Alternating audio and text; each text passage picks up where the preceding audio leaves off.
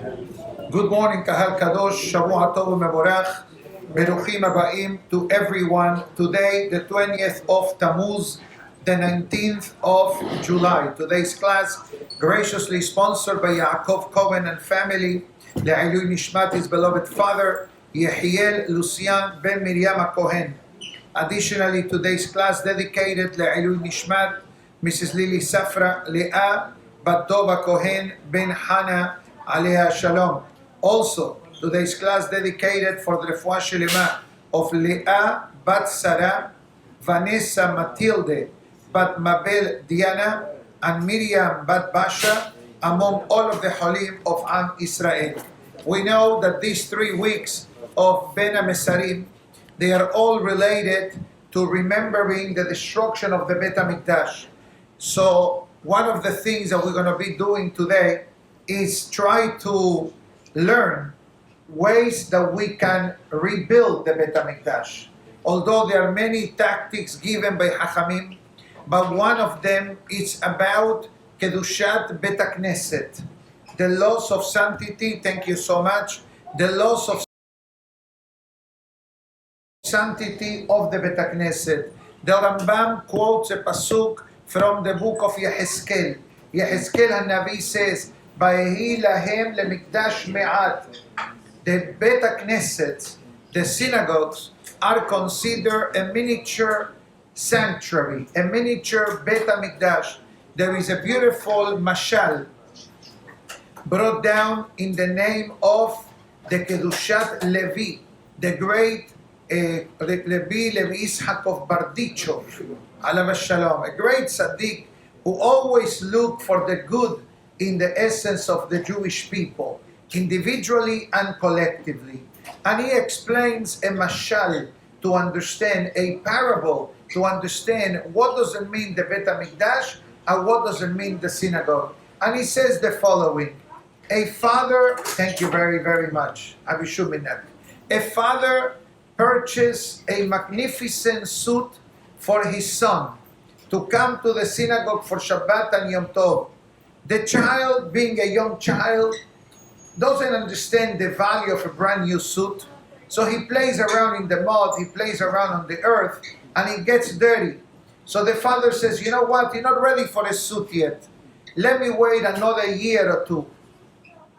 Comes 2 years later, the father buys another suit for the son, and again, the son doesn't value the essence of a brand new suit for Shabbat, and he also destroys it, messes it up. The father says, "You know what? I'm going to hang it up on the wall. Once you reach a certain level of maturity, I'll give it to you." It says the Kedushat Levi. The first suit refers to the first Bet HaMikdash. The second suit represents to the second Bet HaMikdash. And the suit that is hanging, it represents the third and final Bet HaMikdash. So since these are the weeks known as Ben HaMesarim, the word Ben HaMesarim, it is not a very pleasant title, because the statement or the word Ben HaMesarim, the source is Megillat Echad. The pasuk writes, "Kol rodefeha isiguha Ben HaMesarim." All those that are chasing you, they reached you by between the straits. That's the meaning of the word Ben HaMesarim.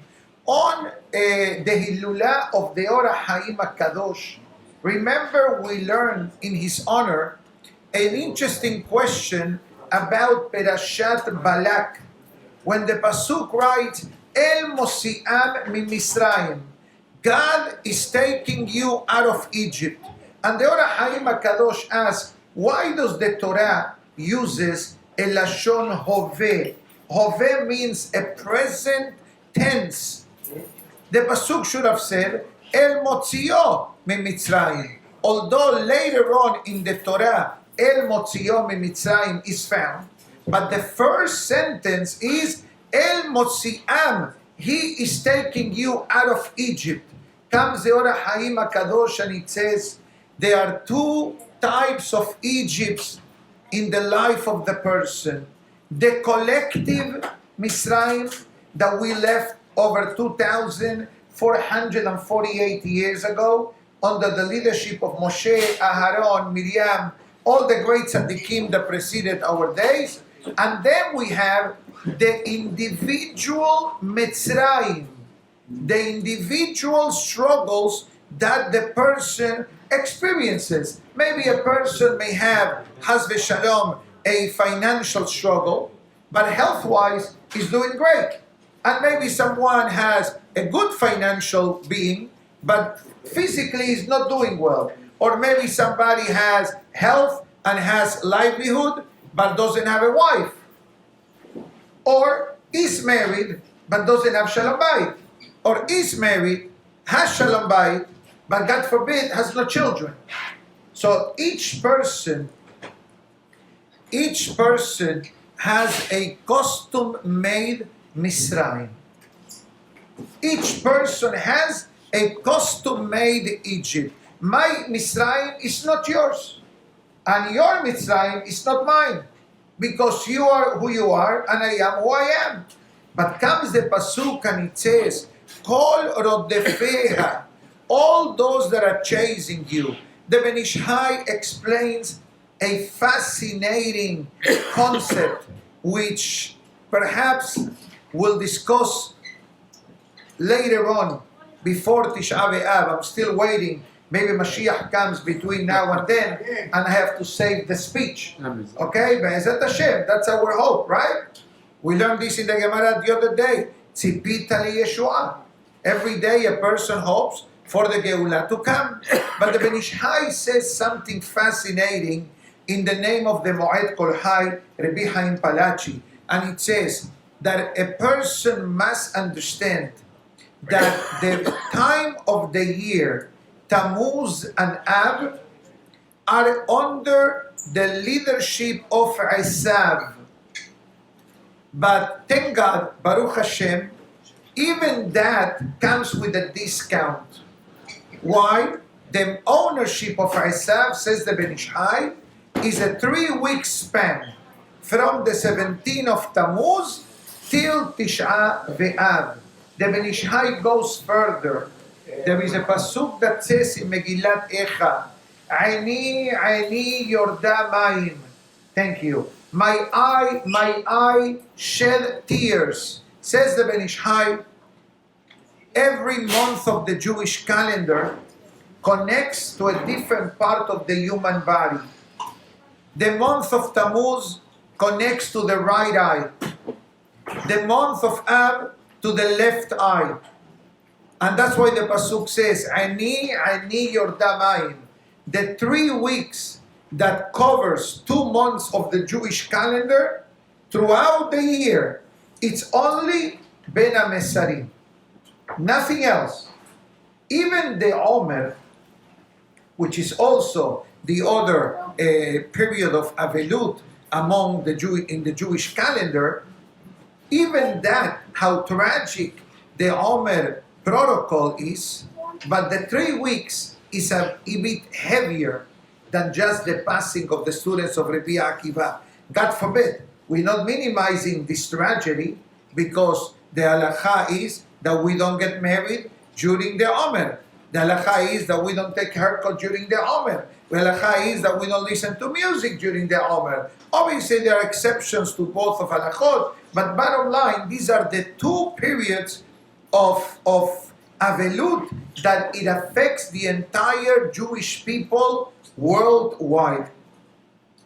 Now, so if we want the building of the Bet Mcdash, one area besides the global aspect of Teshuvah, Ma'asim Tovim, Torah learning, Tzedakah, B'Chesed, which is a common concept, but there is one area that improving on its behavior can expedite Mashiach's arrival.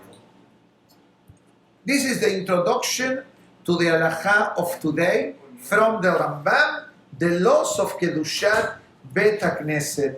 Comes the introduction and it says, Bet HaKnesset, it's also known as a small Bet HaMikdash, as a pasuk, Va'ehi lahem למקדש מעט.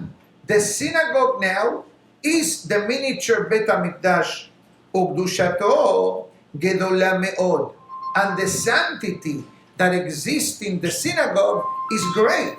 That's why there is a halacha that we hope that we never have to activate.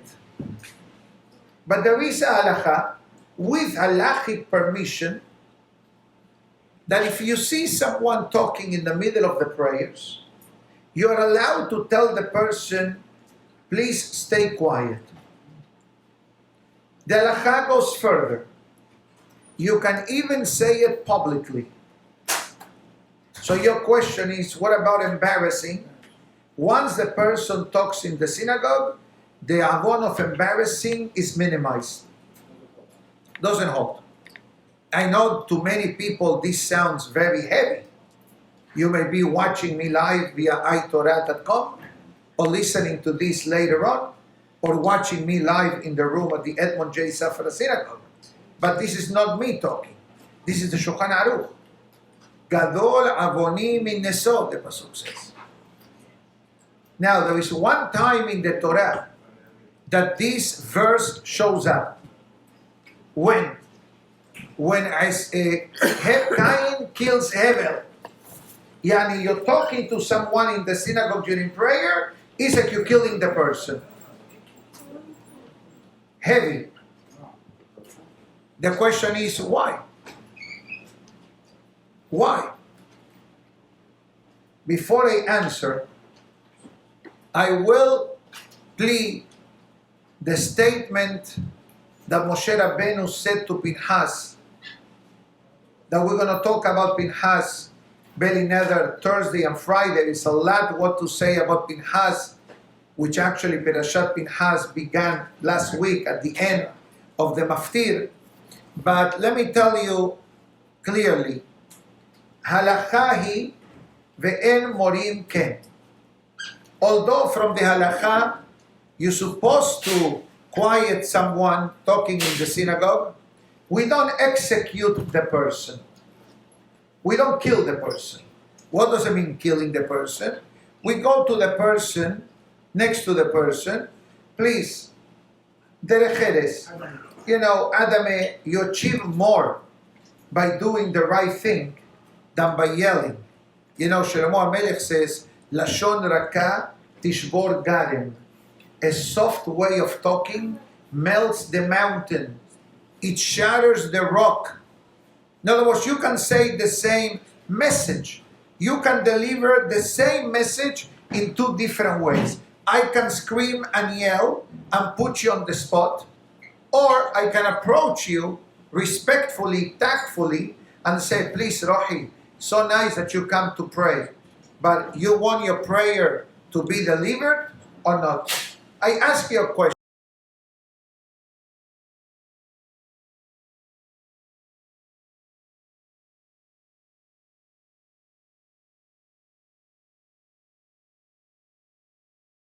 Ask you a question.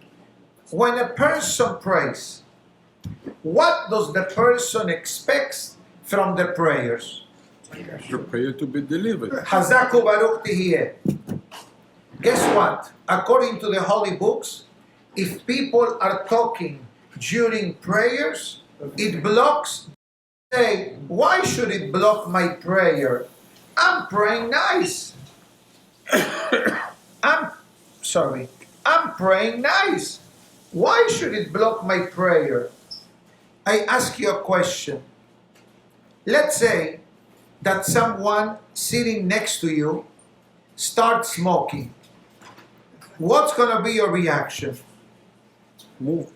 Why you have to move? He's smoking, you're not smoking. So what do we understand? That being next to someone that is doing something wrong, it has a second side effect. Remember in the olden days where smoking in an airplane was allowed? Many years back, who were the biggest victims? The flight attendant. Huh? The passengers. No, besides the passengers, the stewardess. The passengers for sure. But the stewardess were the worst victim because they were walking back and forth. And even though the airplane had, in the olden days, maybe smoking section, no smoking section, this is called second-hand smoking, right? Same thing happens when it comes to talking. If I talk next to you, I'm disturbing your prayer. So what's the option? Either I move to a different location, or we talk to this person not to speak during prayers.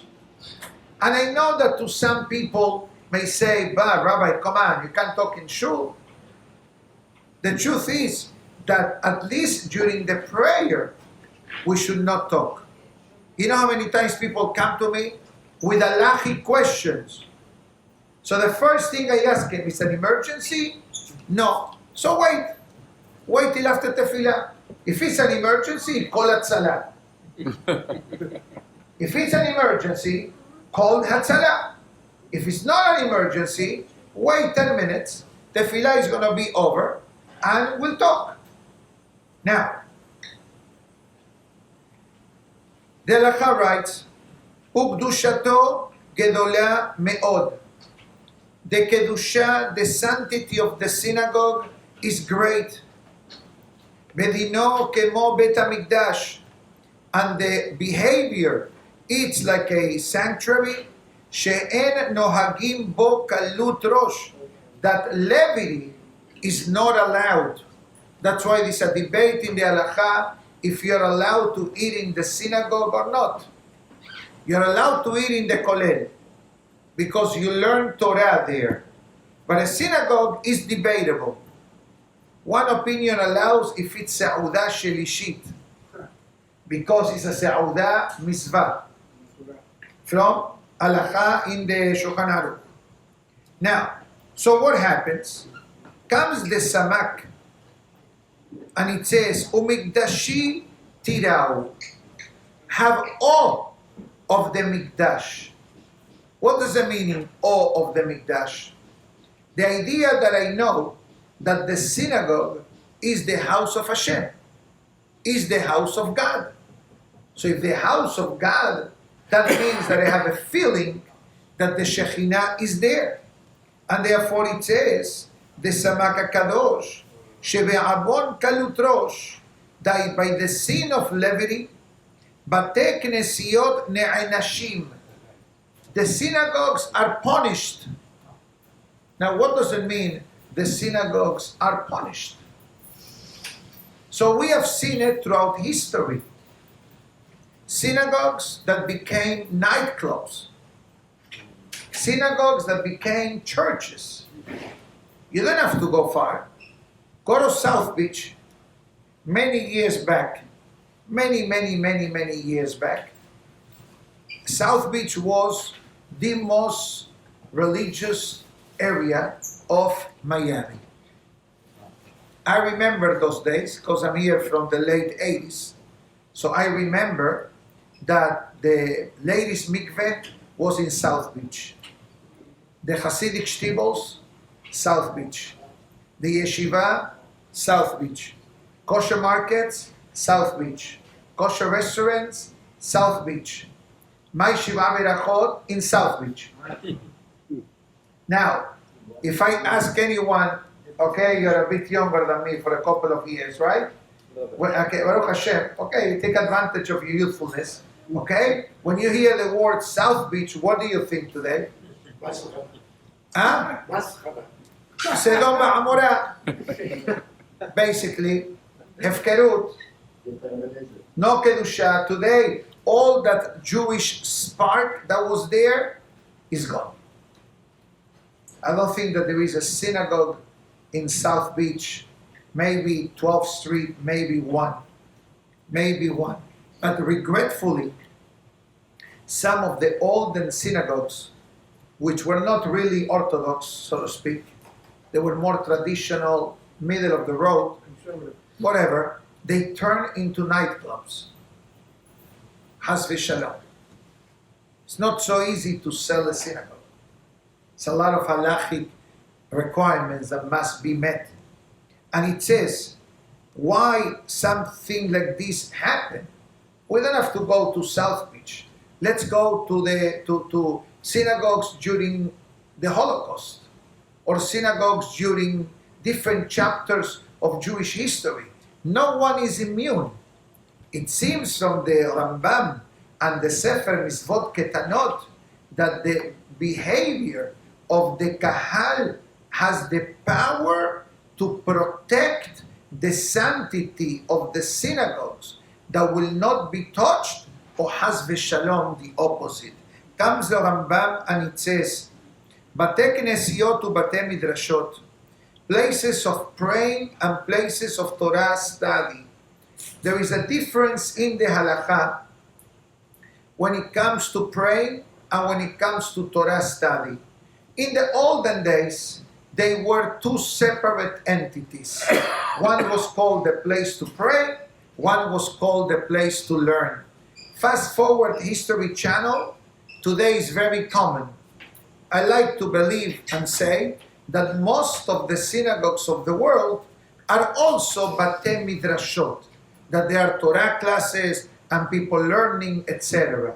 But the Gemara writes that one of the great sages of the Talmud, I think it was Ravameh, he lived in the city of Tiberias that had 13 synagogues, but he will pray wherever he will learn.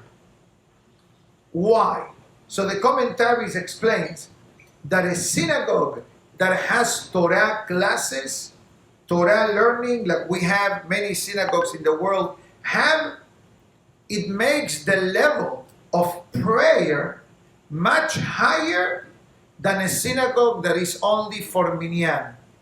Come for shaharit, mincha, arvit, and leave. There is no absorption of Torah. The Zohar Kadosh writes that in the synagogue, in the room that you learn and you pray during the moment of the learning or services, it's like you are in Eretz Israel. So you never left Israel. I love it. You're here. Yeah. Comes the halakha and it says, En nohagim bahen kalut rosh. There is no levity, sehok, laughter, meaning cracking jokes, vehitul, besiha betela, and talking about nonsense. Now, what does it mean, nonsense, according to this halakha? Doesn't mean even talking about sports. It's about even business. Why?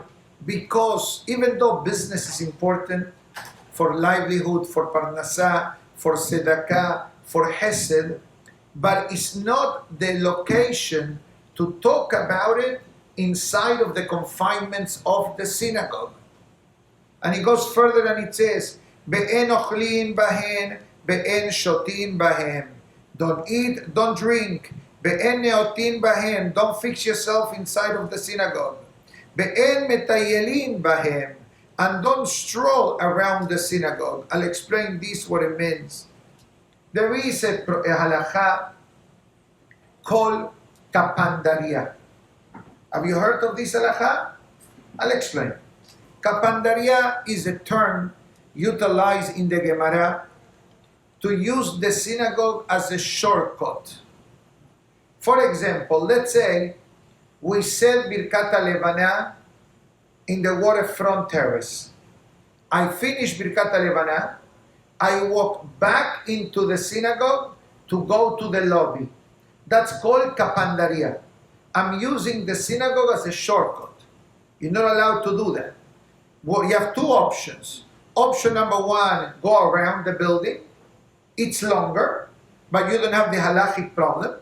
Or go inside the synagogue, sit down for a minute, recite a chapter of Tehillim, and then get out. And that's why the halakha says, En nichnasim bahem b'hamam mipenei hama, u'b'geshamim mipenei geshamim.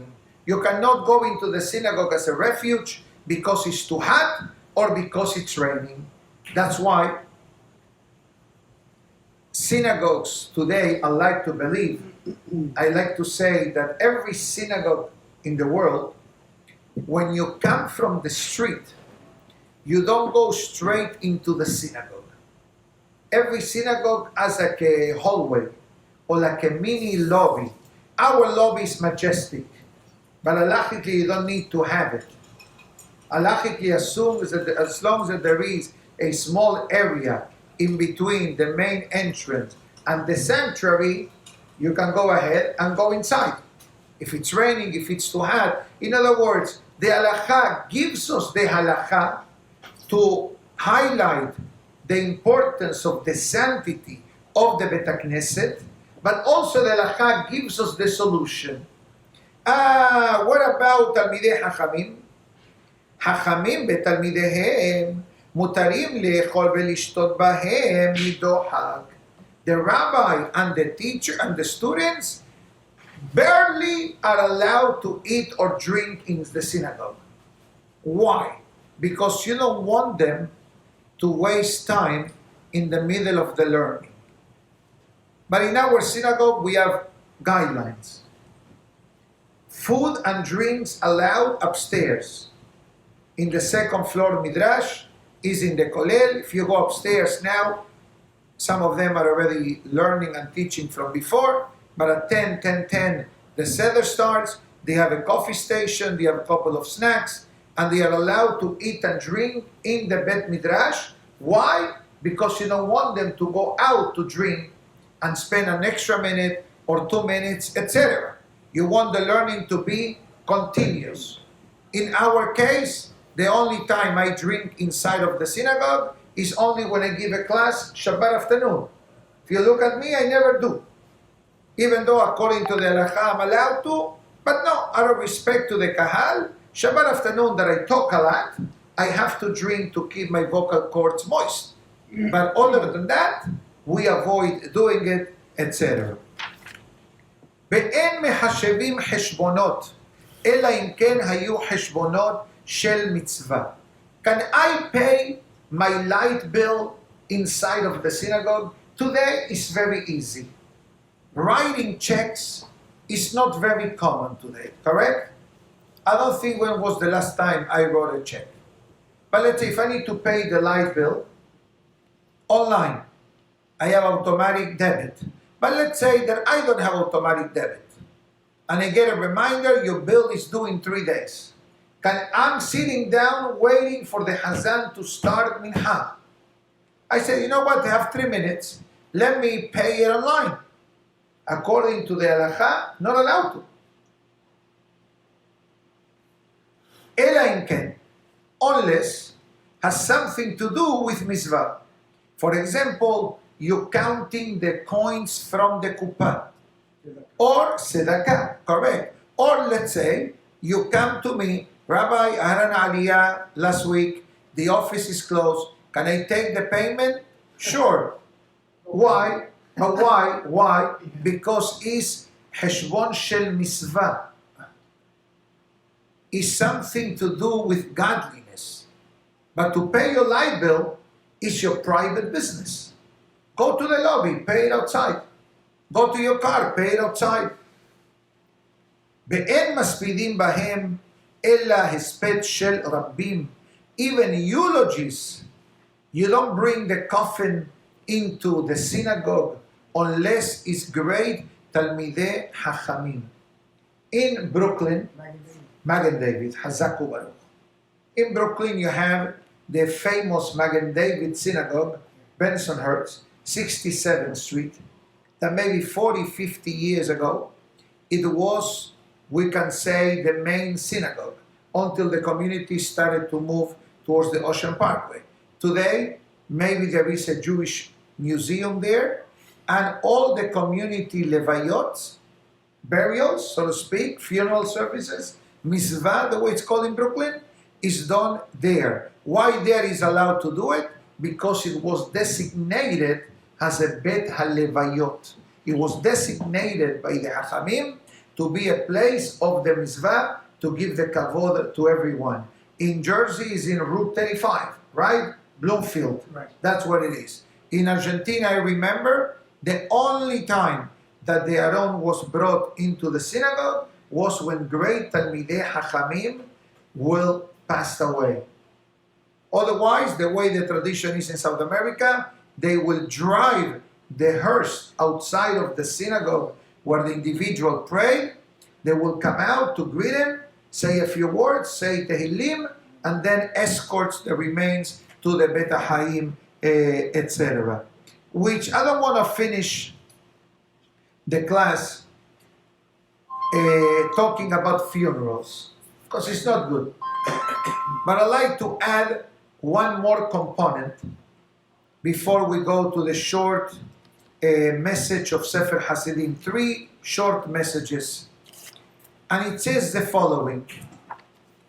Today, we have a situation at the synagogues with cell phones. That's the Metziut. The reality is that synagogues have a huge challenge with cell phones being brought into the synagogue. That's why in our synagogue, and many synagogues of the world, there is somebody who always makes the announcements. Please make sure your cell phone is off or in vibrate. So as long as the phone is not disturbing the rest of the kahal, you can have it. But the problem is when people regretfully or unfortunately or did not pay attention to the announcement made and they left the phone in ringer, and so that in the middle of the prayer the phone rings and you have pings and you have sounds and you have music, and that creates a whole disturbance on the prayer. So if there is one area that for the 21st century we can definitely attempt to enhance, to improve, and to activate, is having the sensitivity when it comes to cell phones and tefillah. Many people have different ways of taking care of this. Some people leave the cell phone in the car. Some people, they don't bring it when they come to the synagogue. Some people leave it in the locker. Some people leave it in the koracha. Some people leave it on themselves. I'll tell you the secret. The closer the phone to us, the more dangerous it becomes. That's it. That's simple. So maybe for our generation, or for us, maybe our generation could be too big. I saw a sign in a synagogue last week in Brooklyn that says, if you can control your cell phone usage during prayers, perhaps look for a different synagogue. Heavy. I have it. Another synagogue, every time your phone makes a sound, you get a ticket. You get a fine. Infraction. $18 to Synagogue. There you go. Which, by the way, you like it? Yeah, I love it. So I'm going to tell you, who patented this idea is a patent. It's patented, by the way, by the Pele Yoes. The Pele Yoes lived 200 years ago. Yeah. So where does he speak about this? Ka'as.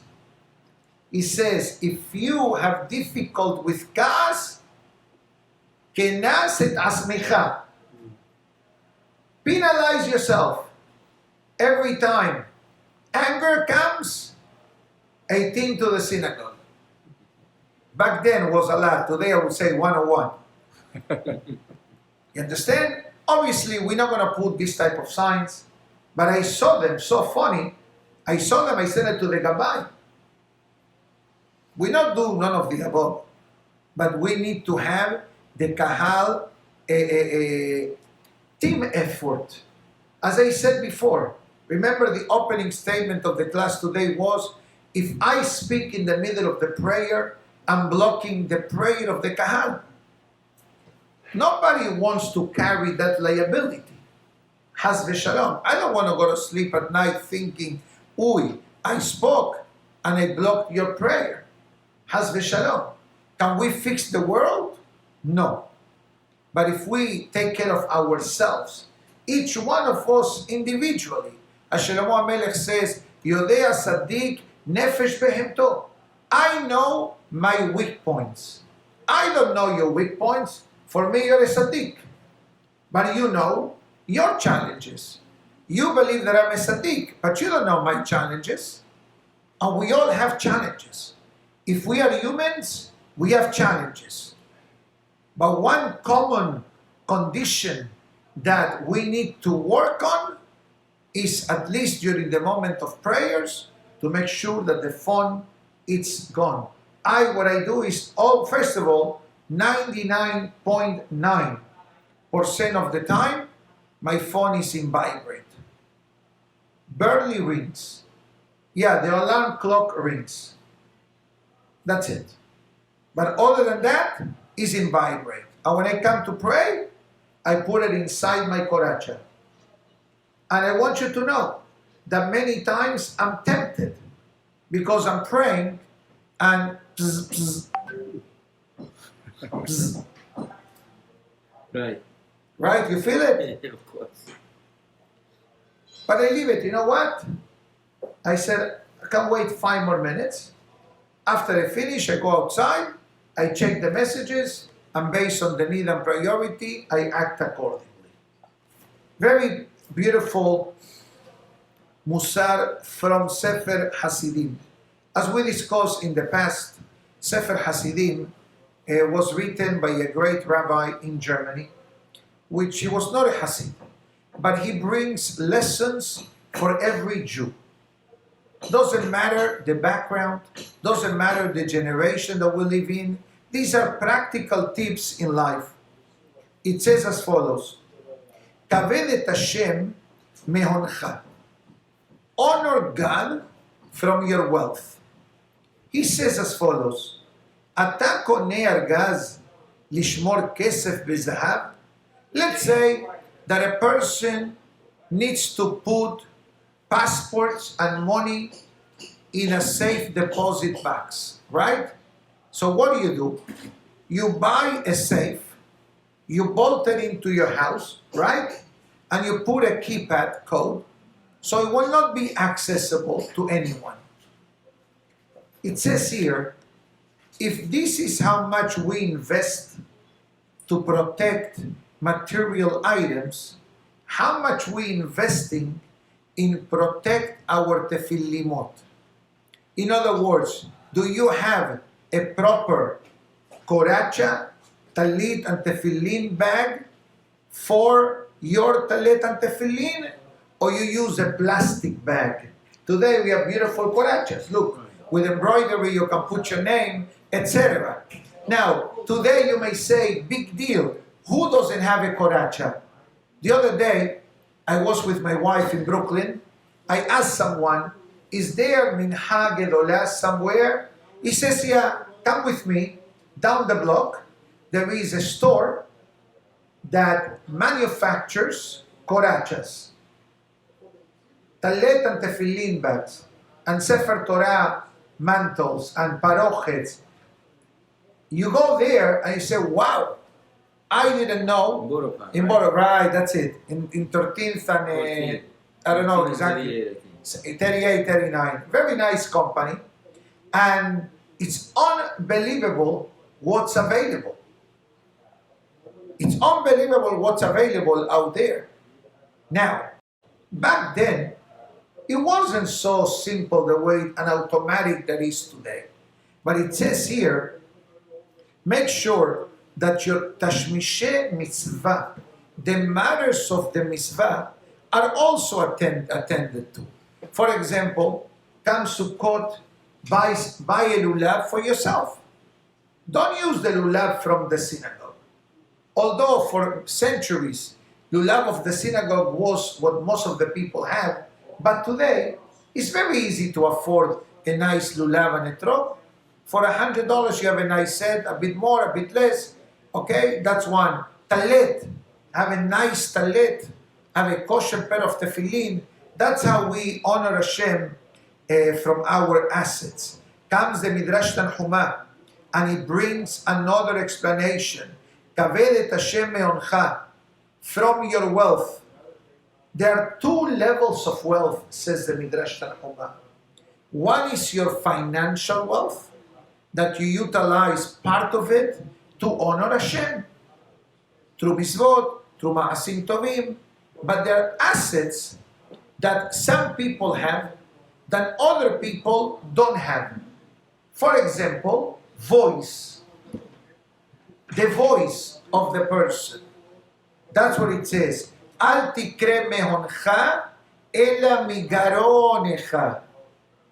Hashem bless you with kol arev. Hashem bless you with a sweet, pleasant voice. Utilize it to pray, to be a hazan. Hashem bless you with eloquence. Teach. Hashem bless you with penmanship. Write. Whatever asset Hashem gave you, utilize this to the max. As the Pasuk writes in the Shemot, in the beautiful Pesukim of the Shirah, Ze keli ve'anvehu. This is my God, and I will glorify Him. I will adorn Him. You don't want to have a nice kitchen? Your wife wants to have a nice kitchen, right? Right. With the specific appliances, with a countertop, with the matching handles, all the halomot, right? So when it comes to the kitchen or to the furniture, we go the extra mile. But when it comes to the tefillin, we use the one from the knis. We're not saying that it's forbidden, but it's not the same. It's your mitzvah, your talet, your tefillin, and that's why it says, etrog na'eh, lulav na'eh, sukkah na'ah, talit na'ah. And the Gemara concludes, ken ta'aseh lechol hebhaim tovim, lechol hefseh Hashem. Do the same type of behavior for whatever it comes to do for Hashem. And that's why people spend money in synagogues. People spend money in yeshivot. People spend money in kolelim. And let me clarify, the spending of the money that I'm referring to, I'm not even talking about the month-to-month expenses that a synagogue has. I'm talking about the building of the synagogue. Why synagogue should be elegant? Short answer, is the house of Hashem. If I do this for my house, why I wouldn't do it for Hashem? That's the message of Sefer Hasidim. We say Tizkela Mitzvot to today's generous sponsors. We wish everybody to have a Shavua Tov u'mevorach. Baruch Adonai Le'olam. Amen. Amen.